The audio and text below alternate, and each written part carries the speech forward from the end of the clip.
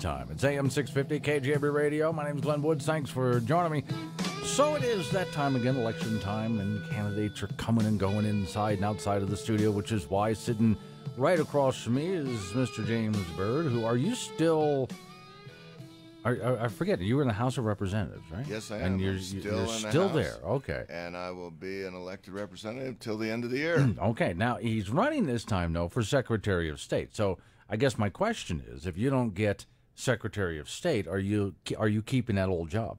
No, I can't, because in the House, our term is every 2 years. And so I have a choice. I can either file for the House seat or something else.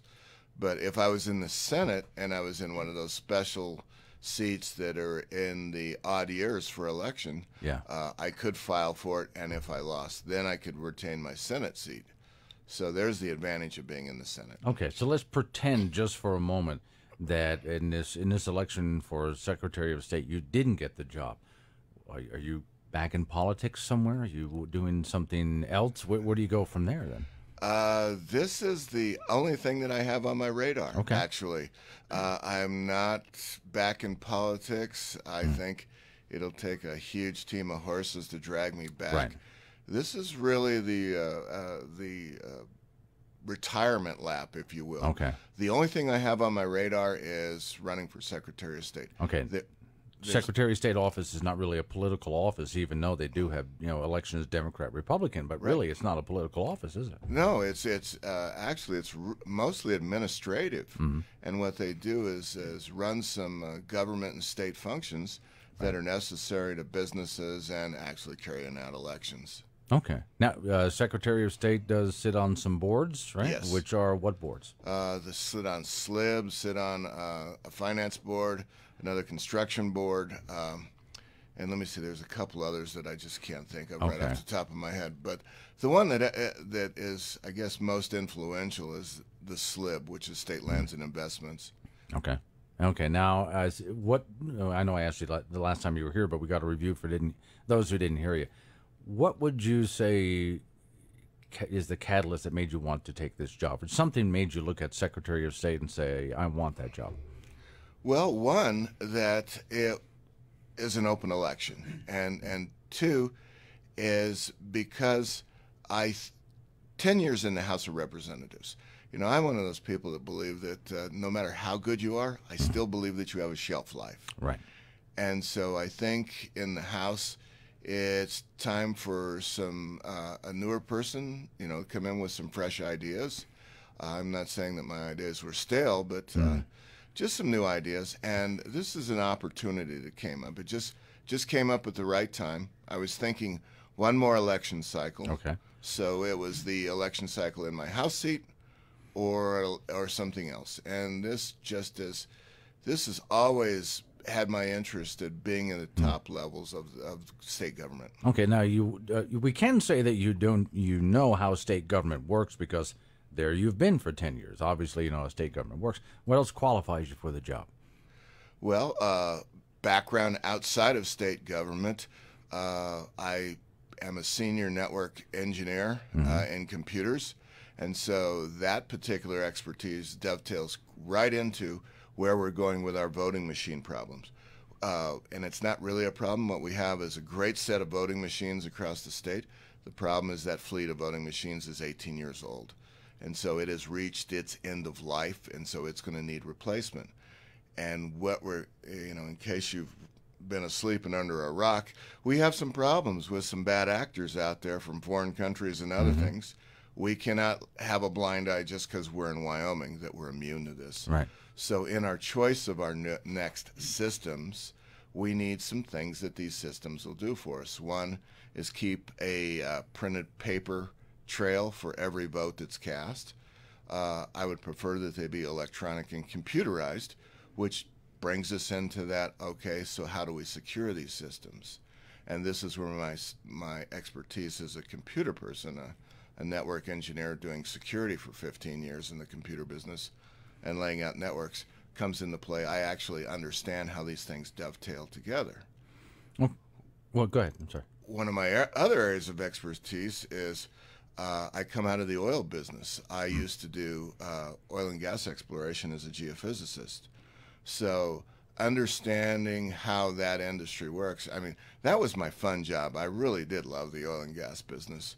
You know, you got to love the business that buys you your first house. Oh, yeah, yeah. So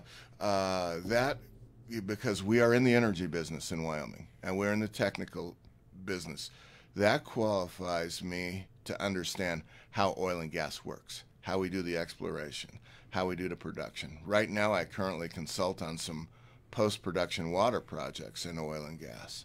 So those are two huge things that the state of Wyoming currently does to create revenue, and what the Secretary of State's office will be involved in down the road.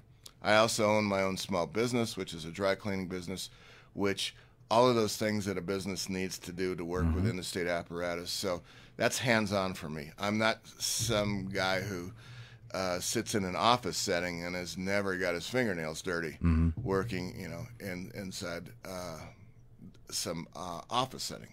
Okay, and this would be working inside an office setting for that matter. That's where you're putting yourself, which would be an administrative job. Basically, it's an administrative job, right? You become it's computers, but a pencil pusher, basically. But it's an important pencil. Well, I'm a hands-on kind of person. Okay. So I wouldn't exactly be, well, I guess the job, you know, you can look at it as a pencil pusher. And the head of a state agency, literally, is basically a head of a state agency. Okay. If you want to do analogies there. But I'm a hands-on kind of person. And one of the other advantages I know about this, and I guess this is why I was leaning towards Secretary of State, during my 10 years in the legislature, I sat on corporations and political subdivisions, which is oversight for the Secretary of State's office. There we go. Now we're getting into it, because it's not only the subdivisions and so on, but as a small business owner, you had to go through the Secretary of State's office. Yes. Okay. And so the legislative intertwinement there is that oversight. So we directly oversee, from the legislative point of view, that office and the workings and the legislative requirements. When we had the thing with the Panama Papers and the shell companies come up, the first place they came was to the Corporations Committee to take and seal up those cracks, and we did that rather quickly and got that taken care of. So that's that side of the perspective is very interesting, and it also led with the drill down to the county clerks, who are your first level people who administer the elections and run a lot of county operations. The other half of it is political subdivisions. So special districts, taxations, and those sort of things came across our board and in the legislature. And, you know, that's very important to have that background understanding of how that apparatus works all the way from the county level back up to the state. So it was 10 years sitting on there. It was a good run, and I'm very well in tune with the way those things work. James Byrd is my guest. He's running for Wyoming Secretary of State. If you have any questions, 632-6500 is the phone number. That's 632-6500. It's time. My little boy is headed off to college. Little, I'm over 6 foot, Mom. Well, good thing the Ford Fiesta is roomy enough even for you, because right now at Laramie Peak Motors in Wheatland, new 2017s are a steal. With markdowns, customer cash, and the college student program, we can save almost $4,000. So a new car for a used car price? Score! Let's go to LaramiePeakMotors.com and see what they have in stock. I don't want you to have any problems when you come home for Thanksgiving. Don't worry, I'll be sure to bring all my laundry home. It'll be just like I never left. It's not our fault. 5 people are hospitalized falling out of your window, and it's not your fault? Officer, for 2 months we have been waiting for the subcontractor who took out our windows to put in the new replacement ones. So when people sat on the window ledge... They fell out. But it's not our fault. You didn't call Renewal by Anderson of Wyoming? They use certified master installers. It sounds expensive, and it's not our fault. No. Renewal by Anderson can help with any size project or budget, and they're window specialists, so you never buy the wrong window or door. Oh, my. Yeah, we used them on our house. They looked gorgeous, and our energy costs went down about 30%. Honey, that's what Maury, our accountant, was trying to tell us before he fell out the window. Okay, but you gotta be a clumsy doofus to sit on a windowsill like this and fall, right? Ah! I'll call an ambulance. It's on speed dial. Figures. Renewal by Anderson of Wyoming. If we can't beat any price you've been quoted with a better value product, It's not my fault. call 307-472-2199. That's 307-472-2199. Renewal by Anderson of Wyoming. When only the best will do. Hello, Wyoming. Mark and Jenny Gordon here. Wyoming, thank you for your support. Mark and I are deeply grateful. Jenny and I hope to see you on the campaign trail over the next few weeks to get to know you, answer your questions, and tell you about my plans to manage state government in a way that protects our freedoms, honors our Constitution, and helps create opportunities. Jenny, do you want the last word? Yep. Paid for by Friends of Mark Gordon. Back to KGAB's Wyoming Wake Up with Glenn Woods on AM 650 KGAB. 7:19 is the time, 47 degrees. My name's Glenn Woods. Thanks for joining me. So sitting in the studio with me, I'm going to have to change that one here.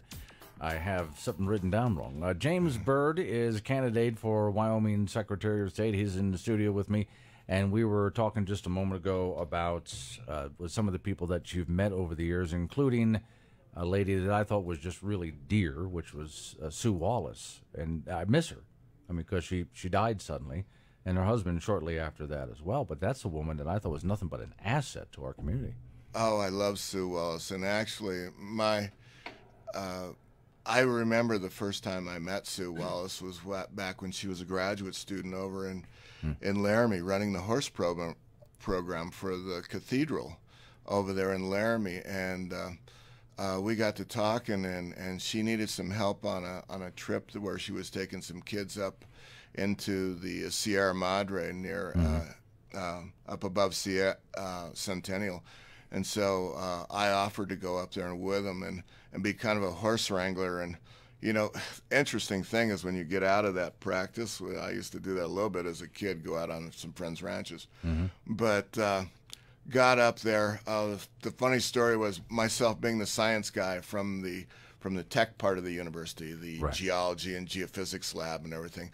So I carted up to all this box of instrumentation, and I was going to show all these kids how to navigate and find their way around and everything using these compasses and everything. And we just got horribly lost back in the woods. And you know, Sue gets out, and she does that in her own special way. She kind of looks around at a few things, and she says, "I think we need to go this way." And she just points down, and she gets us back to our campsite. Of course, yeah. There goes all your equipment. Yeah. She leans over to me later, and she goes, "That's some pretty cool stuff that you got, but does it really work?" Obviously not. And so that happened years and years ago. And after I got elected, I'm walking through, it's pretty much the first or second day through the legislature, and I'm walking through the gallery in the House, and I look over there, and I see her, and it's one of those shocked expressions, like, "Sue?" Yeah. You know, it's like, "Jim?" And it goes, you know. Then big hugs followed, and I haven't seen you for a long time and everything like that. But it's interesting how in Wyoming, she comes from this area up there in Recluse, which is just way out of the name is appropriate, Recluse. Oh, of course. You know, and so our lives met for a brief moment, and then we went our separate ways, and then we came back and we re-met or reacquainted ourselves in the legislature, and she was nothing but the highest caliber person to work for. Well, on that note, let's take a look at some of the people that you've been running against, because the same kind of relationships. That's one of the nice things I like about Wyoming. It really is a small town and a family atmosphere. So you're hanging out with the people you're running against.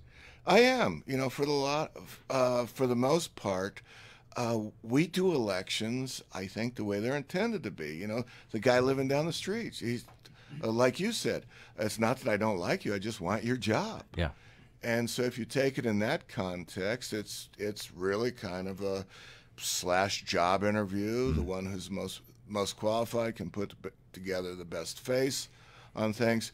And in a lot of cases, it's actually enjoyable. I have some great conversations with some people while we're queued up to do events. You know, I had a good conversation with Foster Freeze, and we actually have a little, what I call a little running joke about a comment he made one time. So every time I see him, I remind him of that. And so to me, there's no animosity. We just, we differ on some political views, and that's okay to have differences there. Now, to be intractable or not being able to change those views is a problem. So that's where we sit down and we have those discussions from both sides. Well, there's the thing. That's the discussions. In other words, we've reached a point in some political discourse where we're not even listening. Just two sides not even listening to each other.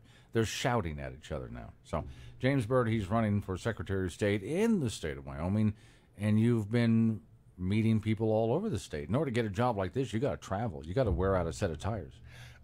Yes, I am close to wearing out a set of tires. I'm on my 5th oil change. Just got a brake job yesterday to head into the final lap here. The interesting thing about going around the state, I've only run across 2 people in 6 months that I haven't been able to talk to. And I introduced myself as a Democrat to them, so they know right up front that I'm coming from the Democrat. But I'm not like your National Party Democrat. I'm a Wyoming Democrat. I grew up here in Wyoming.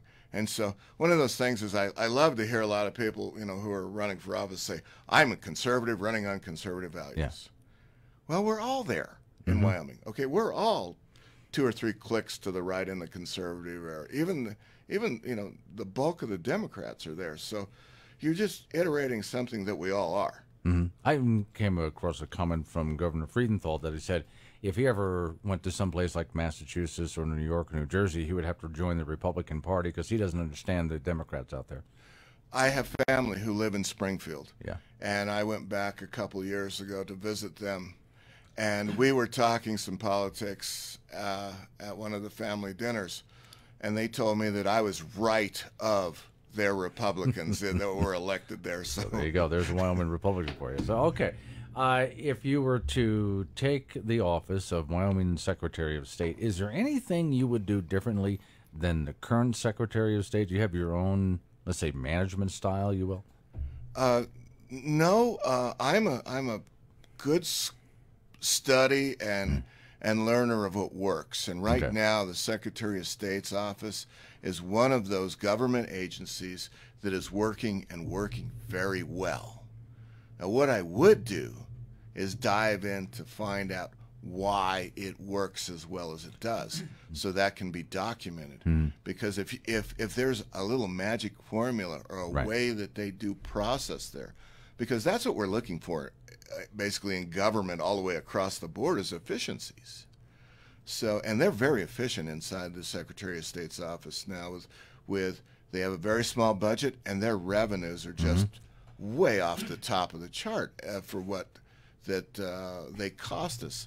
So if we can find out what that magic bullet is there, and we're able to take that over to Department of Health, or take that over to Workforce Services, or even WYDOT, and implement even phases of that that increase the efficiency of those, we're liable to save tens of millions of dollars there. So that would be one of the first things I would do, is just to try to figure out how we got to be so efficient inside that agency. Now, one of the questions that will come up then is some people will ask about transparency. We have some controversy with the state auditor's office. Any problem there in the Secretary's office?